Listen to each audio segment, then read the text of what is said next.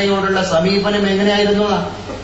അല്ലാതെ ഏത് ഇബാദത്തിനെയും അല്ലാഹുവിന്റെ റസൂൽ നിരാകരിച്ചു, നിരുത്സാഹപ്പെടുത്തി എന്നല്ല. അത്രയും കണ്ടുപോയപ്പോ കുടുംബത്തെ തിരിച്ചറിയാനുള്ള ഒരു മാനദണ്ഡം, അളവുപോലെ അവർക്ക് പുണ്യപ്രവാചക തിരുമേനി സല്ലല്ലാഹു അലൈഹി വസല്ലം പഠിപ്പിച്ചു കൊടുത്തു എന്നാണ് നമുക്ക് ഇതിൽ നിന്ന് മനസ്സിലാക്കാൻ സാധിക്കുന്നത്. അതുകൊണ്ട് വൈവാഹിക പ്രക്രിയ അത് ഇസ്ലാമിന്റെ പ്രകൃതിയാണ്. നമ്മൾ ആലോചിക്കണം. അബൂന അബുൽ ബഷർ ആദം അലൈഹി സ്വലാത്തു വസ്സലാം, ആദം നബി അലൈഹി സ്വലാത്തു വസ്സലാമിന് ഹവ്വാ ബീവിയിലൂടെ ഉണ്ടാകുന്ന മക്കളൊക്കെ ട്വിൻസ് ഉണ്ടാകുന്നു. ഒരാണ് ഒരു പെണ്ണ് ഒരു പ്രസവത്തിൽ, അടുത്ത പ്രസവത്തിലും ഒരാണ് ഒരു പെണ്ണ്. ഒന്നാം പ്രസവത്തിലെ ആണുമായി രണ്ടാം പ്രസവത്തിലെ പെണ്ണിനെ വെളുക്കുന്നു, രണ്ടാം പ്രസവത്തിലെ പെണ്ണുമായി ഒന്നാം പ്രസവത്തിലെ ആണിനെയും കല്യാണം കഴിക്കുന്നു. ഇങ്ങനെ ഒരു ദാമ്പത്യം അവിടെ പടുത്തുയർത്താൻ അവർ പ്രകൃതിയുടെ സ്വരം തന്നെ ദമ്പതികളാവുക, വൈവാഹിക ജീവിതത്തിലേക്ക് കടന്നുപോയി ജീവിതത്തിന്റെ പരിശുദ്ധിയെ തിരിച്ചറിയുക എന്നതാണ് പ്രകൃതിയുടെ മനുഷ്യ പരമ്പരയുടെ ആരംഭദശ, പ്രാരംഭഘട്ടം തന്നെ മനുഷ്യനെ ത്വര്യപ്പെടുത്തിക്കൊണ്ടിരിക്കുന്നത്, ഓർമ്മപ്പെടുത്തിക്കൊണ്ടിരിക്കുന്നു. അതിപ്പോഴും അനവരതം തുടർന്നുകൊണ്ടിരിക്കുന്നു. ഇതൊരു കണ്ടിന്യൂയിങ് പ്രോസസ് ആയിക്കൊണ്ടിരിക്കുന്നു എന്നർത്ഥം.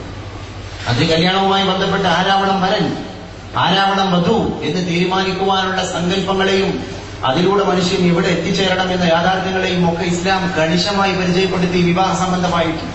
ആയിഷ റളിയല്ലാഹു അൻഹ തന്നെ ഇടക്കിടക്ക് പറയാറുണ്ട്, നിങ്ങളുടെ മകളെ നിങ്ങൾ ആരുടെ കയ്യിലേക്ക് ഏൽപ്പിച്ചു കൊടുക്കണം എന്ന് നിങ്ങൾ 100 വട്ടം ചിന്തിക്കണം വിവാഹിതരാകാൻ നിങ്ങളുടെ മക്കളെ പ്രേരിപ്പിക്കുന്നതിന്റെ മുമ്പ് എന്ന് ആയിഷ ബിബി റളിയല്ലാഹു അൻഹ പറയാറുണ്ട്. അല്ലാഹുവിന്റെ റസൂലും പറഞ്ഞു, തന്റെ ഫാത്തിമാന്റെ വരനാരാൻ, ദിവസങ്ങളുടെ അന്വേഷണമാണ്. അവസാനം പറഞ്ഞു, അനമദീനത്തുൽ ഇൽമി വഅലിയും ബാബുഹാ, ഞാനാണ് വിജ്ഞാനത്തിന്റെ കോട്ട പട്ടണം എങ്കിൽ ഞാനാകുന്ന വൈജ്ഞാനിക പട്ടണത്തിലേക്ക് കടന്നു വരാനുള്ള കവാടമേ അലി റളിയല്ലാഹു അൻഹു. അലിയാർ തങ്ങളുടെ കയ്യിലേക്ക് ഫാത്തിമ ബീവിനെ കെട്ടിച്ചു കൊടുക്കുന്ന സമയത്തും വരനായിരുന്നു, അല്ലെങ്കിൽ വരന സംബന്ധിയായിരുന്ന ഔസാഫുകളായിരുന്നു സഹാബത്തിന്റെ ഇടയിൽ ചർച്ച ചെയ്യപ്പെട്ടത്. ഫാത്തിമാക്ക് കുപ്പോക്കണം എന്നതിന്റെ കൂടെ തന്നെ അലിയാർ തങ്ങളുടെ ധർമ്മനിഷ്ഠ എല്ലാം പഠിച്ചു. അത് എത്രയോ ചെറുപ്പത്തിൽ കൊണ്ടുവന്നു റസൂലുള്ളാഹി തങ്ങൾ. അല്ലേ, ഹിജ്റ പോകാൻ വേണ്ടി കാത്തിരിക്കുന്ന സമയത്തും തന്റെ വിരിപ്പിൽ കിടത്തുന്നത് കുഞ്ഞുമോനെയാണ്. അതുകൊണ്ട് അല്ലാഹുവിന്റെ റസൂലിനോട് ഇസ്ലാമിന്റെ വിഷയത്തിൽ ശൈശവദശയിൽ തന്നെ തർബിയത്ത് ഏറ്റുവാങ്ങാൻ ഭാഗ്യം ലഭിച്ച സ്വഹാബി വര്യരാണ് അലിയുൻ കറമല്ലാഹു വജ്ഹ.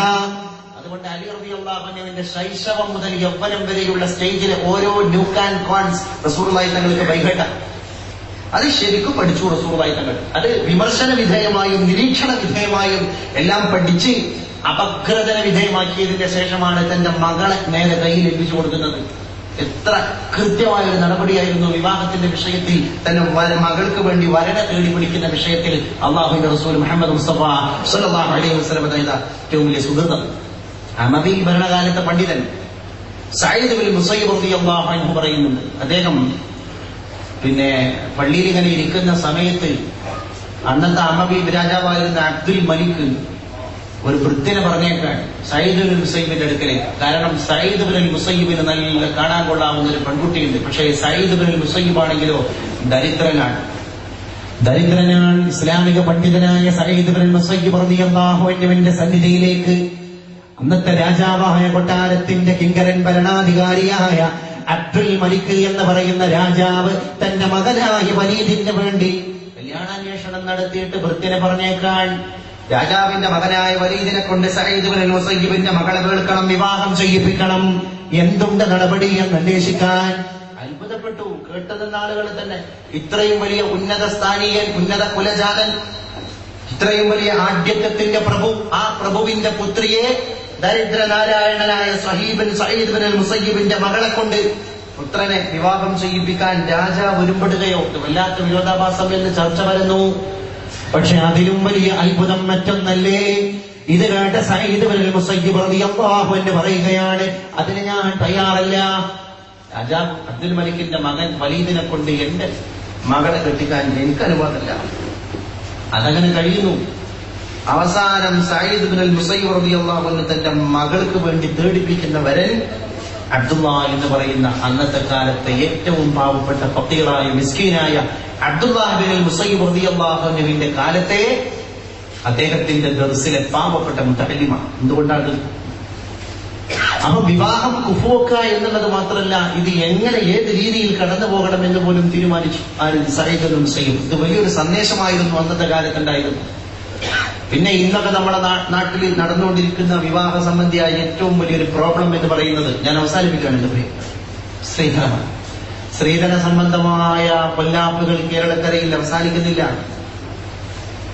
അതുകൊണ്ട് തന്നെ ഇതൊരു വലിയ മഹാമാരിയായിട്ട് നമ്മുടെ നാട്ടിൽ മാറുന്നു. ഇതൊരു എപ്പിഡമിക് ഡിസീസ്, ഒരു സാംക്രമിക രോഗമായി, ഒരു കാർന്നു നിന്ന മനുഷ്യന്റെ കുടുംബ വ്യവസ്ഥിതിയെ തകർക്കുന്ന ഒരു വൈറസായി അക്ഷരാർത്ഥത്തിൽ സ്ത്രീധനം മാറാൻ. MBBS-കാരനായിരിക്കുന്ന ഡോക്ടർക്ക് കല്യാണം പറയുന്ന സമയത്തോ സ്ത്രീധനം പറഞ്ഞിട്ടില്ല.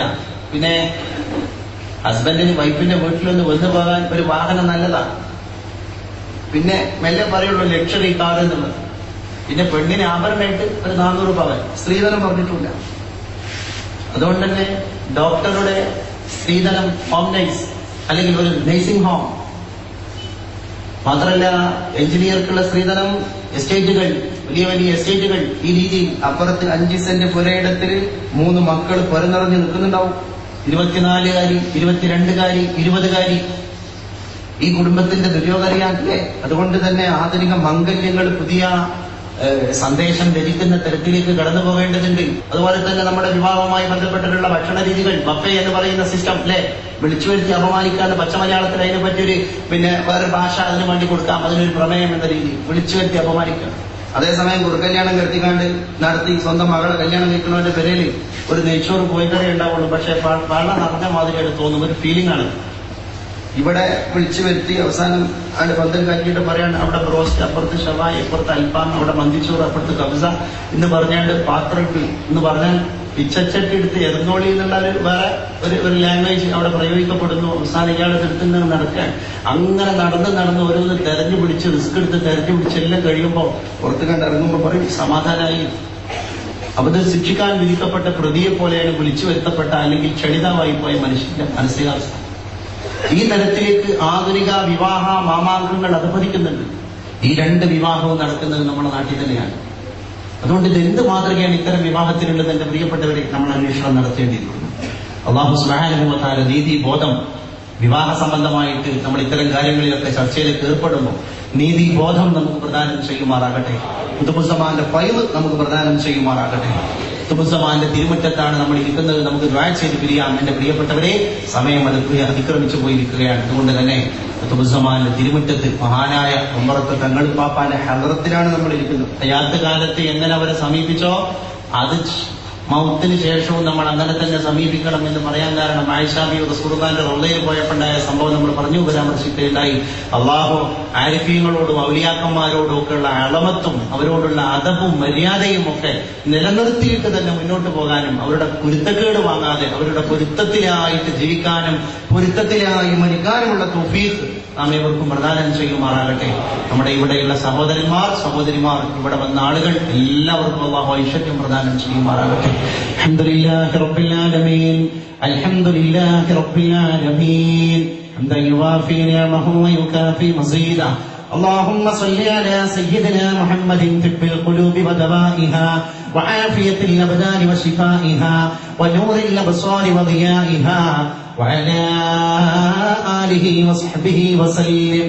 اللهم اغفر لنا ذنوبنا وخذ هوائجنا واشف أمراضنا وبلغ آمالنا وصحح أجسامنا وامح ما كان منا من سيئاتنا وتقبل حسناتنا وكن معنا حيث كنا ولا تكن علينا يا رب العالمين.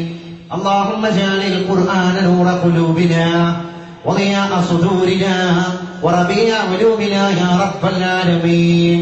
اللهم ألف بين قلوب المسلمين واهددهم سبل السلام وجنبهم الفواحش ما ظهر منها وما بطن. ربنا تقبل منا إنك أنت السميع العليم وتب علينا إنك أنت التواب الرحيم.